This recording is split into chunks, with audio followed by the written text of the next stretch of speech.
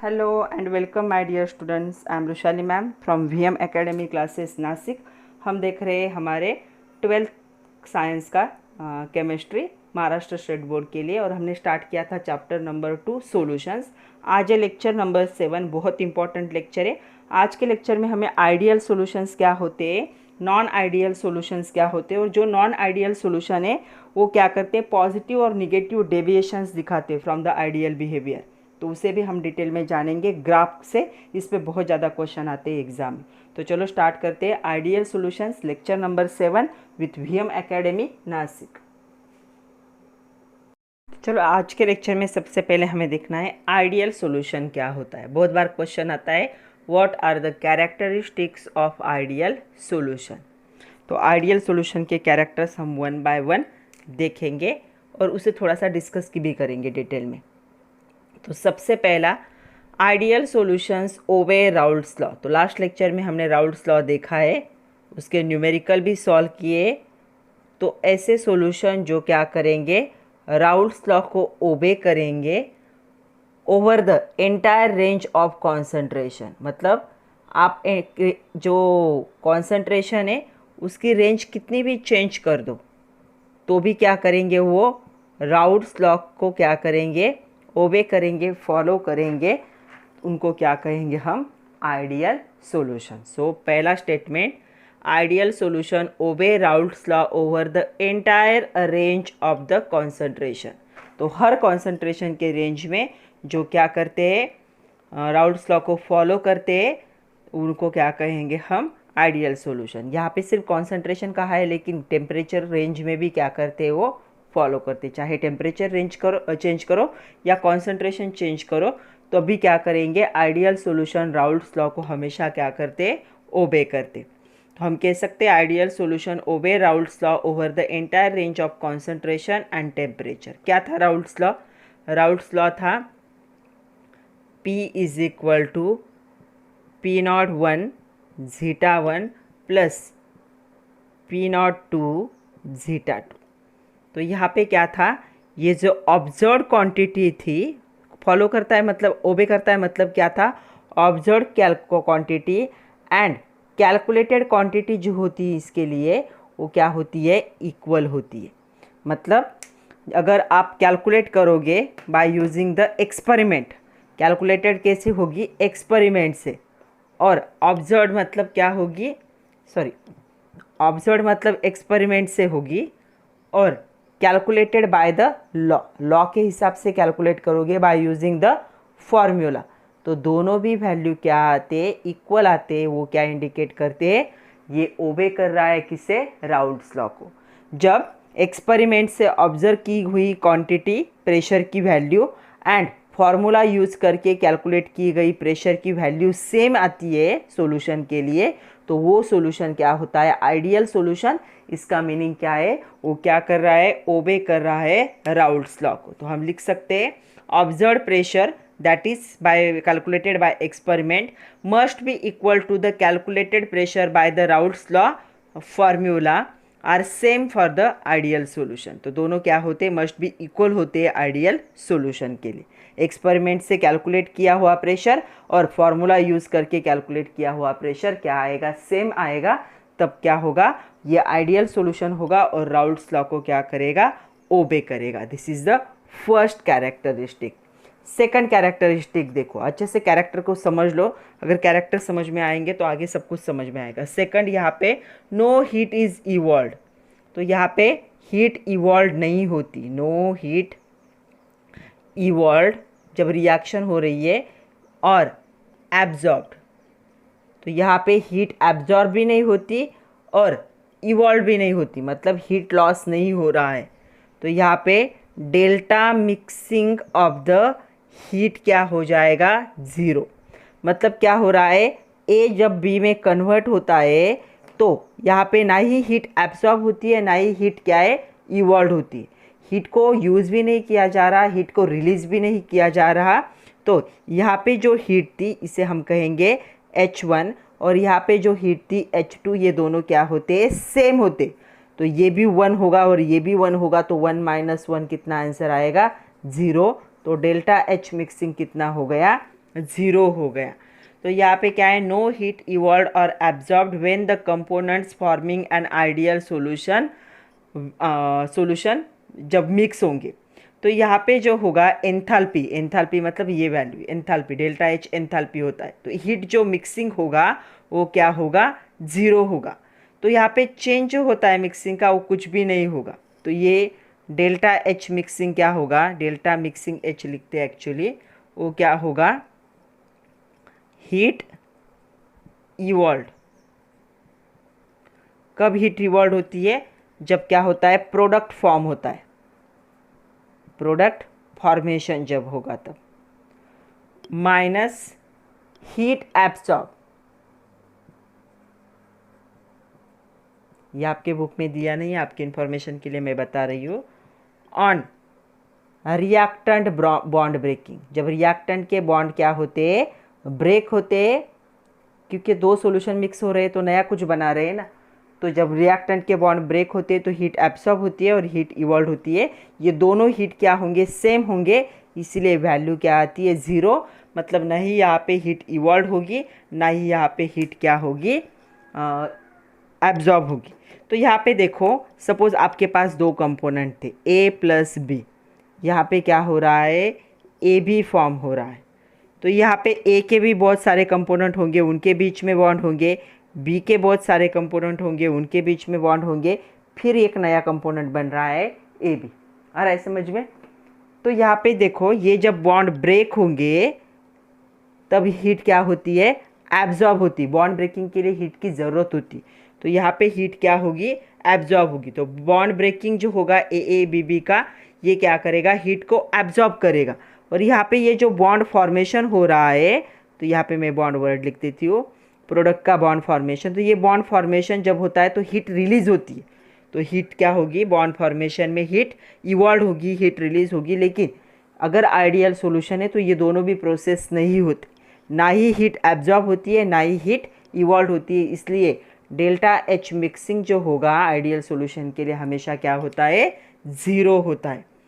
Okay, तो यहाँ पे दोनों हीट जब इक्वल होते हैं, मतलब जितनी हीट क्या होगी यहाँ पे एब्जॉर्ब होगी, उतनी हीट यहाँ पे क्या होगी, इवॉल्व होगी, तब डेल्टा एच मिक्सिंग क्या होगा, ज़ीरो। मतलब जितनी एनर्जी एब्जॉर्ब होती है उतनी एनर्जी रिलीज होती है, तो इक्वल होंगे, तो डेल्टा एच मिक्सिंग क्या होगा, ज़ीरो। इसीलिए ऐसा लिखा जाता है, नो हीट इवॉल्व और absorb in for the ideal solution. तो ये था सेकंड वन। नेक्स्ट थर्ड देखो, थर्ड कैरेक्टरिस्टिक्स क्या होगा आइडियल सॉल्यूशन का, there is no volume change. जब दो कंपोनेंट मिक्स होते हैं आइडियल सॉल्यूशन बनाने के लिए, तब वॉल्यूम में कोई भी चेंज नहीं होता। तो हम लिख सकते हैं, volume of ideal solution is equal to the sum of volume of the two component taking in the mixture. मतलब कोई भी मिक्सचर जब फॉर्म हो रहा था, तो सपोज आपका ए और बी मिक्स होके क्या बना रहा था, ए बी बना रहा था। ओके, आपका ए का वॉल्यूम था V1, बी का वॉल्यूम था V2, और यहाँ पे ये VF लिख रही हूँ मैं, फाइनल वॉल्यूम। तो ये फाइनल वॉल्यूम, तो यहाँ पे चेंज नहीं है। मतलब डेल्टा जो मिक्सिंग होगा, एच मिक्सिंग जो होगा, इज इक्वल टू क्या होता है, final volume minus initial volume की एडिशन। तो यहाँ पे जो इनिशियल वॉल्यूम जो था और फाइनल वॉल्यूम वो क्या होते हैं, सेम। मतलब ये 10 dm³ था, ये 10 dm³ था, तो ये कितना होगा, 20। तो वॉल्यूम का चेंज नहीं होता यहाँ पे, तो कोई भी वॉल्यूम चेंज नहीं होगा। तो वॉल्यूम अगर चेंज नहीं होगा तो यहाँ पे क्या होगा, आइडियल सॉल्यूशन में जो डेल्टा एच मिक्सिंग क्या होगा, ज़ीरो होगा। मतलब जितना रिएक्टेंट का वॉल्यूम था उतना ही आपका क्या बन रहा है, प्रोडक्ट बन रहा है। तो चेंज जो होगा वॉल्यूम का मिक्सिंग के बाद वो क्या होगा, ज़ीरो होगा। तो आइडियल सॉल्यूशन में क्या होता है, डेल्टा मिक्सिंग भी जो होगा वॉल्यूम का वो क्या होगा, ज़ीरो होगा। तो ये था थर्ड कैरेक्टर। नेक्स्ट कैरेक्टर देखो, सॉल्वेंट सोल्यूट जो आइडियल सॉल्यूशन होंगे उनके लिए, सॉल्वेंट सोल्यूट, सोल्यूट सोल्यूट और सॉल्वेंट सॉल्वेंट का जो मोलिकुलर इंटरेक्शन होता है वो क्या होता है, कंपेरेबल होता है। कंपेरेबल होगा मतलब क्या होगा, ये इक्वल होगा, कोई भी वहाँ पे चेंज नहीं होगा। इनका अट्रैक्शन क्या होता है, सेम होता है। मतलब जो फोर्स ऑफ अट्रैक्शन होगा किसका, रिएक्टेंट का, is equal to force of attraction of the product. ये क्या होगा, ऑलमोस्ट सेम होगा। मतलब आपके रिएक्टेंट है ए और बी दोनों मिलके आपका जो प्रोडक्ट बना रहे ए बी, तो यहाँ पे ए के बीच में और ए बी के बीच में जो फोर्स ऑफ अट्रैक्शन होता है वो सेम फोर्स ऑफ अट्रैक्शन क्या होगा, ए और बी के बीच में होगा। तो जो फोर्स ऑफ अट्रैक्शन है इसे इंटरमोलिकुलर इंटरेक्शन भी कहा जाता है या मोलिकुलर इंटरेक्शन भी कहा जाता है। ये कंपेरेबल होगा, मतलब क्या होगा, ऑलमोस्ट क्या होगा, नियरली इक्वल होगा। तो ये फोर्स ऑफ अट्रैक्शन भी इक्वल होने की वजह से क्या होते हैं, ये सॉल्यूशन राउल्ट्स लॉ को ओबे करते हैं।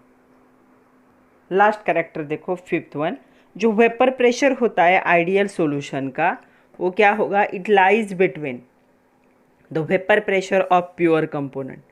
तो प्योर कंपोनेंट का और जो प्रोडक्ट फॉर्म हो रहा है मिक्सचर सॉल्यूशन, उनका जो वेपर प्रेशर होता है वो क्या होता है, इक्वल होता है।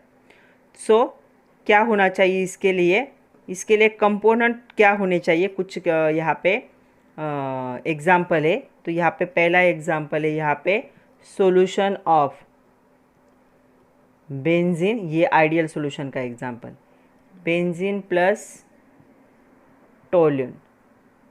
बेंजीन और टोल्यून का सॉल्यूशन क्या होता है, behaves nearly as a ideal. तो ये क्या है, आइडियल सॉल्यूशन का एग्जाम्पल है। दूसरा है, क्या होना चाहिए, इनका सेम पोलर नेचर होना चाहिए, नियरली सेम साइज होनी चाहिए कंपोनेंट की, तब वो क्या होते हैं, आइडियल। तो पहला एग्जाम्पल यहाँ पे हो गया बेंजीन और टोल्यून का। तो बेंजीन का स्ट्रक्चर सब लोगों को पता है, बेंजीन रिंग होती है, और टोल्यून क्या होता है, जब बेंजीन रिंग के साथ CH3 क्या होता है, अटैच होता है। इसका फॉर्मूला होगा C6H6, इसका फॉर्मूला होगा C7H8 होगा। तो ये आइडियल सॉल्यूशन है। और भी एग्जाम्पल है आइडियल सॉल्यूशन के, तो एग्जाम्पल आपको पता होने चाहिए। तो पहला एग्जाम्पल हो गया बेंजीन टोल्यून, दूसरा एग्जाम्पल है CH3OH, क्या नाम है इसका, C2H5OH, इथेनॉल, मिथेनॉल, इथेनॉल। तो ये भी क्या है, आइडियल सॉल्यूशन है। देन C2H5Cl, क्या ये, इथिल क्लोराइड, एंड C2H5Br, ये क्या है, इथिल ब्रोमाइड, ये भी आइडियल सॉल्यूशन है। N-हेक्सेन, ये आपके बुक में इतने एग्जाम्पल दिए नहीं, इसलिए मैं बता रही हूँ।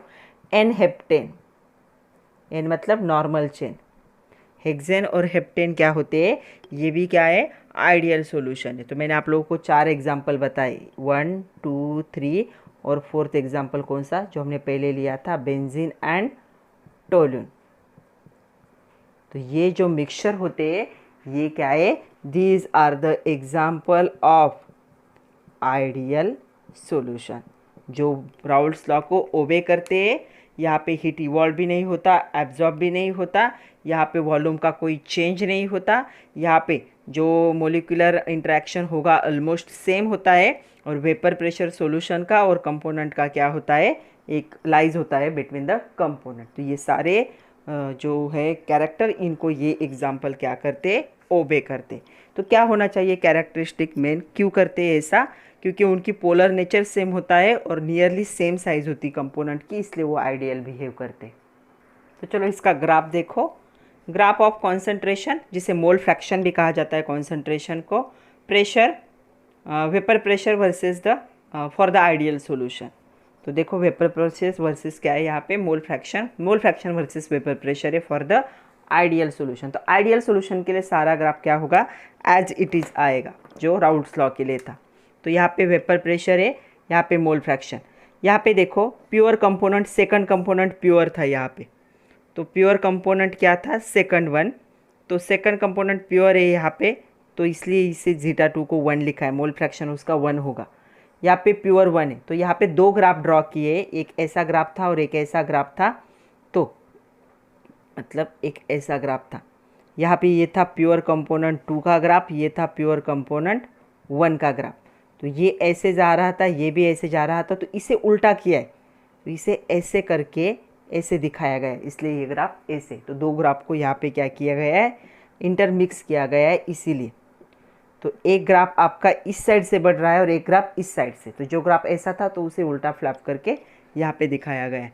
तो देखो वेपर प्रेशर क्या होगा, तो जैसे जैसे आप क्या करोगे, यहाँ पे आपका मोल फ्रैक्शन इंक्रीज़ होगा, वेपर प्रेशर भी क्या होगा, इंक्रीज़ होगा और यहाँ तक रीच होगा P01 तक। जैसे यहाँ इस साइड में आप जैसे जैसे मोल फ्रैक्शन को इंक्रीज़ करोगे, वेपर प्रेशर क्या होगा, इंक्रीज़ करेगा। तो ये प्योर कंपोनेंट 2 है, प्योर कंपोनेंट 1 है।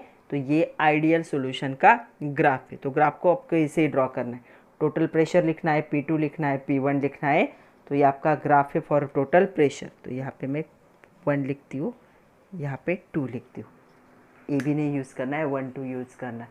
तो ये हो गया आइडियल। नॉन आइडियल में क्या होगा, ये डेविएशन दिखाएगा। यहाँ पे आइडियल ख़त्म हुआ है तो यहाँ पे डेविएशन दिखाएगा नॉन आइडियल में। एक तो क्या होंगे, सारे क्वांटिटीज़ क्या होंगे, इंक्रीज़ होंगे या फिर डिक्रीज़ होंगे। तो ये पॉजिटिव और निगेटिव दो टाइप के डेविएशन दिखाता है। पॉजिटिव मतलब एक्चुअल ये लाइन आनी थी, तो पॉजिटिव डेविएशन मतलब उससे ज़्यादा आएगा। एक्चुअल हमारी ये लाइन आनी थी तो उससे ज़्यादा आएगा। एक्चुअल हमारा टोटल प्रेशर इतना होना चाहिए था, उससे ज़्यादा आएगा। तो ये बन जाएगा पॉजिटिव डेविएशन। निगेटिव डेविएशन में क्या होगा, हमारी अगर एक्चुअल लाइन ये थी तो उससे ये कम होगा। हमारी एक्चुअल लाइन ये थी आइडियल के लिए, तो आइडियल से ये कम होगा। हमारा टोटल प्रेशर आइडियल से ये था तो उससे ये कम होगा। तो इसे कहेंगे निगेटिव डेविएशन। मतलब कम हो गया आइडियल से तो निगेटिव डेविएशन, ज़्यादा हो गया तो पॉजिटिव डेविएशन। तो चलो नॉन आइडियल को भी देख लेते। सेकंड हमें देखना है नॉन आइडियल सॉल्यूशन। तो देखो नॉन आइडियल सॉल्यूशन क्या होगा, अभी आइडियल सॉल्यूशन के सब अपोजिट होगा। यहाँ पे it do not obey the Raoult's law over the entire range of concentration and temperature. मतलब यहाँ पे जो होता है राउल्ट्स लॉ क्या होता है, P01 zeta 1 plus P02 zeta 2, ये जो होता है ये कभी भी इक्वल नहीं होगा। मतलब ये जो ऑब्जर्व क्वांटिटी है, ऑब्जर्व मतलब by with help of experiment, और दूसरी जो कैलकुलेटेड क्वांटिटी है बाय यूजिंग द फार्मूला और बाय यूजिंग लॉ, और लॉ का जो फार्मूला है उसे यूज़ करके जो क्वांटिटी निकलती वो कभी भी इक्वल नहीं होते। तो यहाँ पे क्या होगा, ऑब्जर्व प्रेशर जो एक्सपेरिमेंट से होगा is not equal to the calculated pressure by Raoult's law. It does not equal for individual component. ये इंडिविजुअल कंपोनेंट के लिए भी इक्वल नहीं होता। ये P01 zeta 1 है, ये भी इक्वल नहीं होता। P2 इज इक्वल टू क्या होता है राउल्ट्स लॉ, P02 zeta 2 होता है, ये भी इक्वल नहीं होता। मतलब इंडिविजुअल कंपोनेंट के लिए भी इक्वल नहीं होता और टोटल के लिए भी इक्वल नहीं होता। ऑब्जर्व क्वांटिटी और कैलकुलेटेड क्वांटिटी हमेशा क्या आते हैं, डिफरेंट आती है। एक तो क्या होंगे, हायर होंगे या फिर लोअर होंगे। तो एक तो ज़्यादा हो सकते हैं कैलकुलेटेड क्वांटिटी से ऑब्जर्व क्वांटिटी, या फिर कम हो सकती है। तो ये हम लिखे, यहाँ पहला लिखेंगे the solutions do not obey Raoult's law over the entire range of concentration are non ideal solution. तो ये पहला कैरेक्टर है नॉन आइडियल सॉल्यूशन का। दूसरा कैरेक्टर देखो यहाँ पे क्या है, सेकंड कैरेक्टर। यहाँ पे जो होगा, जो वेपर प्रेशर होगा सॉल्यूशन का, ये क्या होगा, हायर हो सकता है या फिर लोअर हो सकता है। एक तो ज़्यादा होगा या फिर कम होगा, lower than the those of pure component. Pure component से सॉल्यूशन का जो वेपर प्रेशर होगा वो एक तो क्या होगा, ज़्यादा होगा या फिर कम होगा, इक्वल कभी भी नहीं हो सकता। थर्ड जो होगा डेल्टा मिक्सिंग V, ये कभी भी क्या है, ज़ीरो नहीं आता। तो हमने जो लिखा था आइडियल के लिए कि वॉल्यूम चेंज क्या होता है, there is no volume change. यहाँ पे हमेशा क्या होता है, वॉल्यूम में क्या होगा, चेंज होगा। तो अगर आपने 10 ग्राम प्लस 10 ग्राम रिएक्टेंट को मिक्स किया है तो आपका 20 ग्राम प्रोडक्ट फॉर्म होना चाहिए, तो वैसा नहीं होता। कभी 30 ग्राम प्रोडक्ट फॉर्म होगा, कभी 15 ग्राम प्रोडक्ट फॉर्म होगा, डिपेंड। तो यहाँ पे वॉल्यूम जो रिएक्टेंट और सॉल्यूशन का है, मतलब कंपोनेंट का और सॉल्यूशन का, वो कभी भी इक्वल नहीं होता। यहाँ पे वॉल्यूम चेंज होगा, इसीलिए डेल्टा V मिक्सिंग क्या है, कभी भी ज़ीरो नहीं हो सकता। वैसे ही डेल्टा मिक्सिंग H जो होगा ये भी कभी ज़ीरो नहीं हो सकता। मतलब बॉन्ड ब्रेकिंग और बॉन्ड फॉर्मेशन में जो एनर्जी रिलीज़ और एब्सॉर्ब और रिलीज़ होती है वो हमेशा इक्वल नहीं होगी। तो यहाँ पे एनर्जी एक तो एब्सॉर्ब होगी या फिर रिलीज़ होगी। हमने लिखा था आइडियल के लिए नो हीट इवॉल्व और एब्सॉर्ब्ड। तो यहाँ पे एक तो हीट इवॉल्व होगी या फिर एब्सॉर्ब होगी नॉन आइडियल सॉल्यूशन में। तो डेल्टा एच मिक्सिंग कभी भी ज़ीरो नहीं हो सकता, it is not equal to zero. ये 3 कैरेक्टर हो गए, 4 कैरेक्टर हो गए। फिफ्थ कैरेक्टर जो फोर्स ऑफ अट्रैक्शन होगा, फोर्स ऑफ अट्रैक्शन जिसे हम क्या है मोलिकुलर अट्रैक्शन कहते हैं, तो ये भी कभी जीरो इक्वल नहीं हो सकता। मतलब ए के बीच का फिफ्थ पॉइंट या फिर बी के बीच का जो फोर्स ऑफ अट्रैक्शन है वो कभी भी ए बी के फोर्स अट्रैक्शन के इक्वल नहीं होगा, कंपेरेबल कभी भी नहीं हो सकता। मतलब जो आइडियल सॉल्यूशन में हो रहा था ये सारा यहाँ पे क्या होगा उल्टा, वहाँ पे जो हो रहा था फॉलो कर रहे थे वो कभी कुछ भी यहाँ पे इक्वल नहीं होगा। एक तो उससे क्या होगा आइडियल क्वांटिटी से हायर होगा या फिर आइडियल क्वांटिटी से क्या होगा लोअर होगा। तो यहाँ पे क्या होगा, तो इसे डेविएशन कहा जाएगा। एक तो कम होगा या फिर ज़्यादा होगा, तो इसे कहा जाता है डेविएशन फ्रॉम राउल्ट्स लॉ या फिर आइडियल बिहेवियर।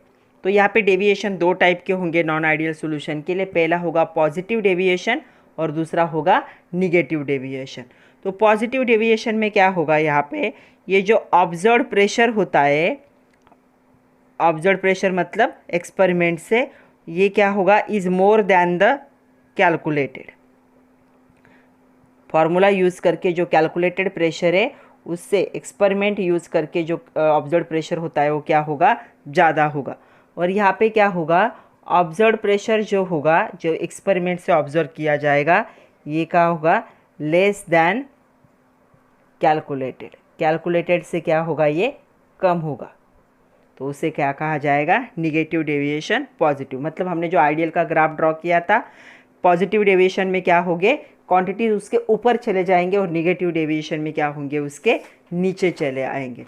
तो बहुत बार क्या होता है एग्जाम में क्वेश्चन आता है एक्सप्लेन करने को, तो explain the positive deviation from Raoult's law with neat and label diagram, explain the deviation from the positive deviation from the Raoult's law. तो हमें दोनों भी एक्सप्लेन करने को आ सकते हैं एग्जाम में, तो हम 1 बाय 1 देखेंगे। पहले हम देखेंगे पॉजिटिव डेविएशन।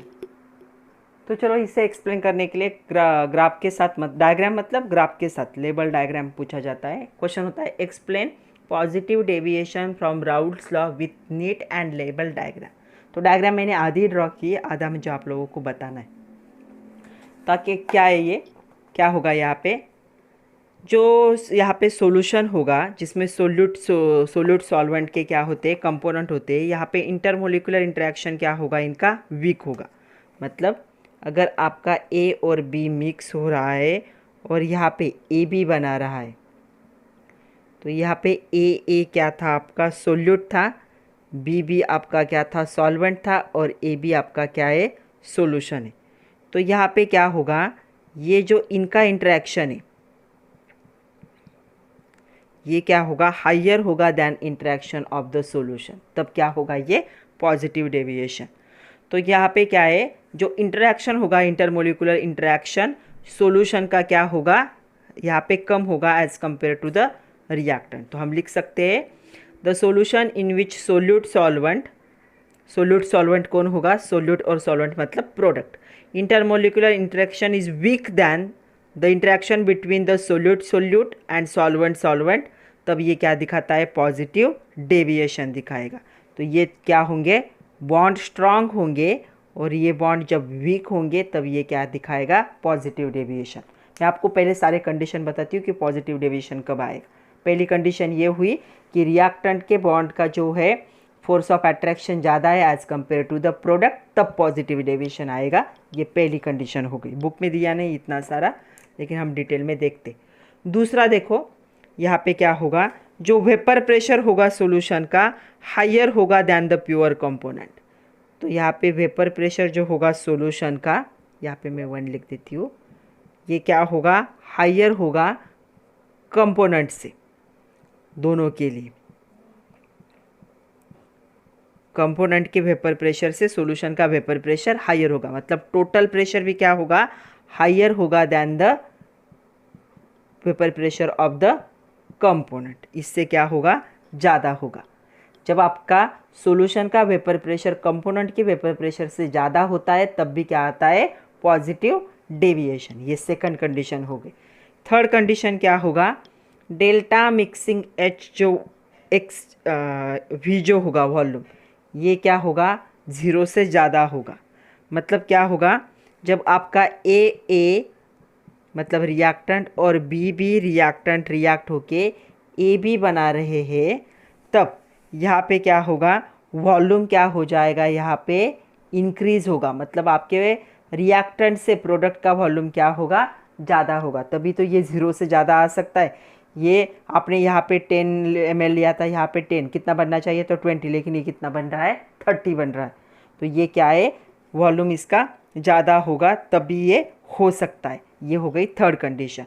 उसके बाद डेल्टा मिक्सिंग एच जो होगा, ये भी क्या होगा, 0 से ज़्यादा होगा तभी ये हो सकता है। तो यहाँ पे क्या है, ए का बॉन्ड और बी का बॉन्ड ब्रेक होने में ज़्यादा एनर्जी लगती है जितना कि एनर्जी ए बी का बॉन्ड फॉर्म होते वक्त रिलीज होती है। तो heat absorb in breaking of AA and BB bond is higher than the heat evolved in the formation of AB bond। तो ये वीक बॉन्ड होता है, ये स्ट्रांग बॉन्ड होते हैं, तब ऐसा हो सकता है। तो ये क्या है, पॉजिटिव डेविएशन दिखाएंगे। तो पॉजिटिव डेविएशन की ये कंडीशन हो गए। अभी हम एग्जाम्पल देखते कौन पॉजिटिव डेविएशन दिखाएगा। तो सबसे पहला एग्जाम्पल यहाँ पे पॉजिटिव डेविएशन दिखाने वाला वो एग्जाम्पल है H2O एंड C6H6। मतलब पहला एग्जाम्पल है वाटर एंड द बेंजीन। ये वाटर है और ये क्या है, बेंजीन। ये पहला एग्जाम्पल है जो पॉजिटिव डेविएशन दिखाएगा। सेकंड एग्जाम्पल है वाटर एंड C6H5CH3। इसका क्या नाम है, इसे हम कहते हैं टोल्यून। तीसरा एग्जाम्पल है C6H5OH, इसे हम इथेनॉल कहते हैं C6H5CH3, इथेनॉल और टोल्यून की। उसके बाद है CH3OH C6H6। मतलब फोर्थ एग्जाम्पल कौन है, मिथेनॉल, और कौन है उसके साथ, बेंजीन। ये भी क्या करता है। उसके बाद नेक्स्ट एग्जाम्पल है इथेनॉल। इथेनॉल का क्या फॉर्मूला है, दिस वन। एंड एसीटोन, ये भी क्या दिखाते हैं, पॉजिटिव डेविएशन। कार्बन डाइसल्फाइड और एसीटोन भी क्या दिखाते हैं, यहाँ पे पॉजिटिव डेविएशन। तो ये कुछ एग्जाम्पल है जो पॉजिटिव डेविएशन दिखाएंगे। Now see the diagram. Graph देखो, अभी ग्राफ को अच्छे से समझ लो। अभी क्या होगा ग्राफ में, ये एग्जाम्पल हो गए, तो एग्जाम्पल को नोट डाउन कर लो, पॉज करके नोट डाउन कर लो। तो क्या होगा यहाँ पे, P1 क्या होगा, P01 से और zeta1 से क्या होगा, हाइयर होगा। ओके, P02 P2 भी क्या होगा, P02 से और zeta2 से क्या होगा, हाइयर होगा। नेक्स्ट है PT। हमने देखा कि PT मतलब टोटल प्रेशर, मैं T स्मॉल कर देती हूँ। P01 zeta1, P02 zeta2 से क्या होगा, हाइयर होगा। मतलब यहाँ पे एक्सपेरिमेंट से ऑब्जर्व क्वांटिटी एक्चुअल क्वांटिटी से क्या होती है, हाइयर होती है, तब ये पॉजिटिव डेविएशन। तो इसने ऐसे दिखाना चाहिए था, तो एक्चुअल क्वांटिटी ये थी तो उससे ज़्यादा है, इसलिए ये पॉजिटिव डेविएशन दिखाएगा ऐसा। तो पॉजिटिव डेविएशन के लिए एक्चुअल ये लाइन थी, उसके ये ऊपर चला जाएगा, तो ये होगा पॉजिटिव डेविएशन। ये होगा आपका P1, ये होगा आपका P2 और ये होगा आपका PT। तीनों भी क्या है, एक्चुअल से ज़्यादा। ये एक्चुअल थे ब्लू वाले लाइन, और जो मैंने रेड ड्रॉ की है वो क्या कर रहे हैं, यहाँ पे पॉजिटिव डेविएशन दिखा रहे। तो ये था positive deviation from Raoult's law. कब होगा ये, एक्सपेरिमेंट से ऑब्जर्व क्वांटिटी जब फार्मूला यूज़ करके या लॉ को यूज़ करके कैलकुलेटेड क्वांटिटी से जब ज़्यादा होती है, तब क्या आता है, पॉजिटिव डेविएशन। दूसरा हमें देखना है negative deviation from Raoult's law. तो निगेटिव डेविएशन कब आता है, देखो। तो पहली कंडीशन है ये कब आएगा, तो आपने क्या किया, ए को बी, ये आपके दो प्योर कंपोनेंट है, इनको मिक्स करके आपका सॉल्यूशन बनाए AB। ओके, तो ये था आपका सोल्यूट, ये था आपका सॉल्वेंट, और ये है आपका सॉल्यूशन। तो क्या होगा, the solution in which interaction between solute, solvent solute और सॉल्वेंट, प्रोडक्ट में क्या होता है, एक देखो यहाँ पे सोल्यूट है ए मतलब, और दूसरा क्या है सॉल्वेंट है, दोनों कंपोनेंट मिक्स हुए तो क्या होगा सोल्यूट सॉल्वेंट मतलब प्रोडक्ट। ये क्या होगा, इनका इंटरेक्शन क्या होगा, stronger than the solute solute और सॉल्वेंट सॉल्वेंट, मतलब क्या होगा यहाँ पे ये जो बॉन्ड है इंटरेक्शन है ये क्या होगा वीक होगा than the interaction between the this one. तो जो प्रोडक्ट फॉर्म हो रहा है उसका इंटरेक्शन क्या होगा स्ट्रांग होगा, तब क्या आएगा पॉजिटिव डेविएशन। तो हम लिख सकते हैं the solution in which the interaction between the solvent solute are stronger than the interaction between the solute solute solvent solvent. तो ये तब क्या है ये निगेटिव डेविएशन दिखाएगा। ये पहली कंडीशन है। सेकंड कंडीशन क्या होगी देखो, सेकंड कंडीशन तो आपका जो P1 होगा ये क्या होगा लेस होगा than the P01 zeta 1 and P2 जो होगा वो भी लेस होगा P02 जीटा 2 से। मतलब आपका टोटल प्रेशर जो होगा वो क्या होगा लोअर होगा than the calculated P01 zeta 1 plus P02 zeta 2। तो आप क्या हम कह सकते हैं the vapour pressure of such a solution is lower than those of the pure component. तो प्योर कंपोनेंट से क्या होगा ये लोअर होगा। तो ये कैलकुलेटेड क्वांटिटी हाइयर है और एक्सपेरिमेंट से ऑब्जर्व क्वांटिटी क्या हो रही है कम हो रही है, तब भी क्या आएगा निगेटिव डेविएशन आएगा। तो जो पॉजिटिव डेविएशन में था उसका सारा उल्टा यहाँ पे हो जाएगा। नेक्स्ट थर्ड जो है थर्ड कंडीशन देखो क्या होगा, जो आपका डेल्टा वी मिक्सिंग है ये क्या होगा अभी 0 से कम आएगा। मतलब आपका ए और बी रिएक्ट होके क्या कर रहा था यहाँ पे आपका यहाँ पे ए बी प्रोडक्ट बन रहा था। तो यहाँ पे क्या हो जाएगा, यहाँ पे आपने 10 ml यूज़ किया था, 10 ml कितना बनना चाहिए था 20, बट आपका प्रोडक्ट कितना बन रहा है 15 ही बन रहा है। मतलब डेल्टा इस मिक्सिंग क्या हो रहा है यहाँ पे भी मिक्सिंग 0 हो रहा है। ये क्या है 0 से कम आ रहा है। तो ये क्या है तब ये कभी भी 0 नहीं हो सकता। तो ये क्या है 0 से कम हो जाएगा। तो ये तब ये क्या करेगा निगेटिव डेविएशन दिखाएगा। फोर्थ कंडीशन है यहाँ पे डेल्टा मिक्सिंग H जो होगा ये भी क्या होगा लेस दैन 0 हो जाएगा। मतलब यहाँ पे ए और बी का बॉन्ड ब्रेक होने में जितनी एनर्जी लगती थी उससे ज़्यादा एनर्जी क्या हो रही है ए बी के बॉन्ड फॉर्मेशन में इवॉल्व हो रही। So heat absorb breaking of A and B bond is weak then, ये एनर्जी क्या होगी वीक होगी और ये क्या होगा स्ट्रॉन्ग होगा। Heat evolve in formation of the A B bond, तो यहाँ पे ज़्यादा हीट इवॉल्व होगी कम हीट यूज़ होगी, तब भी क्या होगा निगेटिव डेविएशन आएगा। चलो अभी सबसे इम्पॉर्टेंट पॉइंट एग्जाम्पल देखने हमें, तो जो क्या है निगेटिव डेविएशन दिखाएंगे। तो सबसे पहला एग्जाम्पल है क्लोरोफॉर्म, क्या है CHCl3 और उसके साथ मिक्स कर दो CH3COCH3। तो ये क्या है क्लोरोफॉर्म एंड एसीटोन। तो क्लोरोफॉर्म और एसीटोन क्या करते हैं निगेटिव डेविएशन दिखाते। क्यों, दोनों में भी वीक वंडरवॉल फोर्स है और इनका जब प्रोडक्ट बनता है तो उसमें क्या होती है हाइड्रोजन बॉन्डिंग होती है, वो स्ट्रॉन्गर होती है, इसलिए ये निगेटिव डेविएशन दिखाएगा। दूसरा एग्जाम्पल है CHCl3 क्लोरोफॉर्म और C2H5NH2, ये भी क्या है एक निगेटिव डेविएशन दिखाता है। नेक्स्ट जो थर्ड एग्जाम्पल है वो एग्जाम्पल कॉमन है, स्ट्रॉन्ग एसिड और वाटर का जो कॉम्बिनेशन होता है वो भी क्या है यहाँ पे निगेटिव डेविएशन दिखाता है। जैसे HCl वाटर, जैसे H2SO4 वाटर, ये एग्जाम्पल हो गए उसके, HNO3 वाटर और HI भी एक स्ट्रॉन्ग एसिड है वाटर, ये सारे क्या दिखाएंगे निगेटिव डेविएशन। फोर्थ एग्जाम्पल है फेनॉल। फेनॉल पता है बेंजीन रिंग के साथ OH अटैच होता है एंड एनिलीन, ये क्या है ये एनिलीन है। ये क्या दिखाते हैं, ये सारे क्या दिखाते हैं negative deviation from the Raoult's law. तो निगेटिव डेविएशन के एग्जाम्पल नोट डाउन कर लो। निगेटिव डेविएशन क्यों दिखा रहा है, तो अभी हमें ग्राफ की तरफ आना है, डायग्राम को हमें एक्सप्लेन करना है। तो हमने यहाँ पे क्या क्या कंडीशंस देखे। तो सबसे पहली कंडीशन हमने देखी कि जो P1 की वैल्यू होती है ये लेस दैन होती है P01 जीटा 1 से, वैसे ही P2 की वैल्यू भी क्या होती है, लेस दैन होती है P02 जीटा 2 से। तो टोटल प्रेशर भी क्या हो जाएगा, लेस होगा P01 zeta 1 plus P02 zeta 2 से। ओके, ये पहली कंडीशन हो गई। तो यहाँ पे ऑब्जर्व प्रेशर है it is less than the expected. तो ऑब्जर्व मतलब एक्सपेरिमेंट से कैलकुलेट किया हुआ प्रेशर लेस होता है than the pressure calculated by using the formula.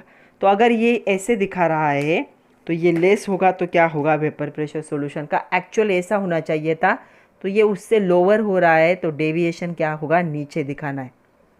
तो ये ऐसे डेविएशन दिखाएंगे, जो एक्चुअल लाइन थी उसके नीचे आ जाएगा, तो ये होगा, इसे हम कहेंगे negative deviation from the Raoult's law. तो एक्चुअल लाइन ये थी आइडियल की, उससे ये लोअर हो रहा है, निगेटिव हो रहा है मतलब नीचे आ रहा है, तो लाइन से नीचे दिखाएंगे।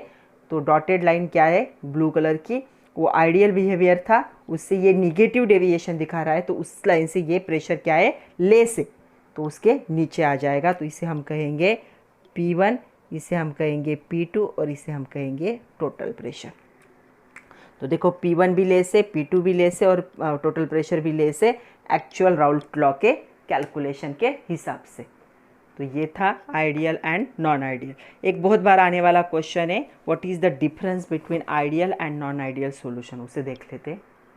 तो ये 3 या 4 मार्क का क्वेश्चन है, differentiate between ideal and non ideal solution. तो देखो आइडियल सॉल्यूशन क्या करता है, पहला point, it obey the Raoult's law over entire range of concentration, and non ideal solution do not obey the Raoult's law for the entire range of concentration. मतलब यहाँ पे अगर आप क्या करते हो, प्रेशर को कैलकुलेट करते हो बाय यूजिंग एक्सपेरिमेंट और प्रेशर को कैलकुलेट करते हो बाय यूजिंग राउल्ट्स लॉ का जो फॉर्मूला है, तो दोनों इक्वल होंगे। यहाँ पे दोनों इक्वल नहीं होते, एक तो ज़्यादा हो सकता है, एक तो कम हो सकता है।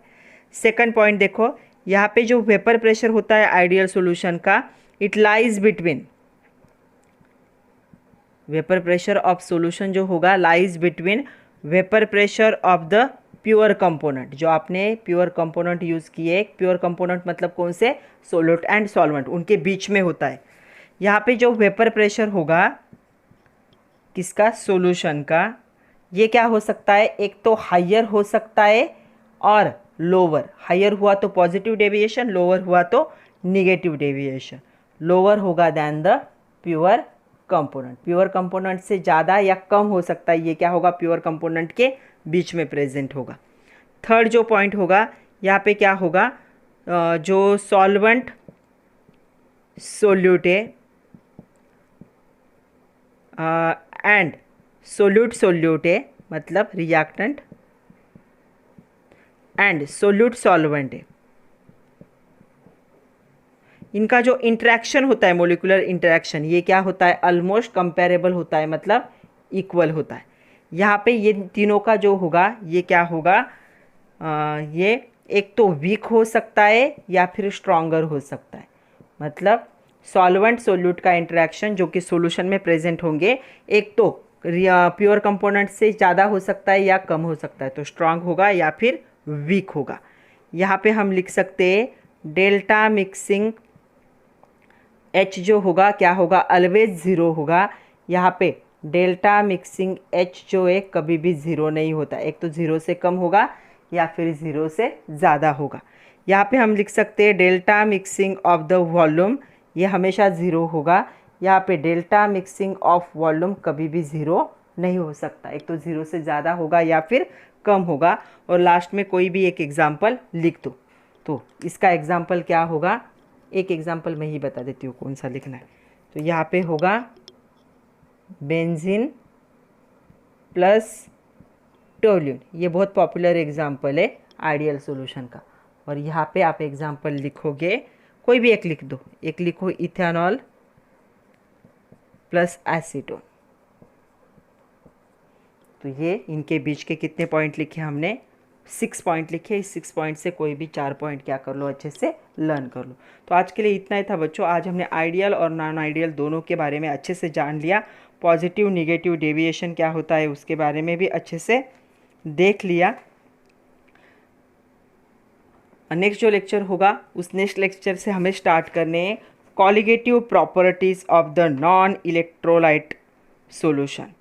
तो जो नॉन इलेक्ट्रोलाइट सॉल्यूशन है उनके क्या कॉलिगेटिव प्रॉपर्टीज़ है, फिजिकल प्रॉपर्टीज़ क्या है, जो कि नंबर डिपेंड होते हैं नंबर ऑफ सोल्यूट पार्टिकल पे, तो उनको कॉलिगेटिव प्रॉपर्टी कहते हैं। जैसे vapour pressure lowering, boiling point elevation, freezing point depression, osmotic pressure, हमें वन बाय वन देखना है। तो आप पढ़ते रहिए, नोट्स बनाइए। All the best and thank you very much my dear students.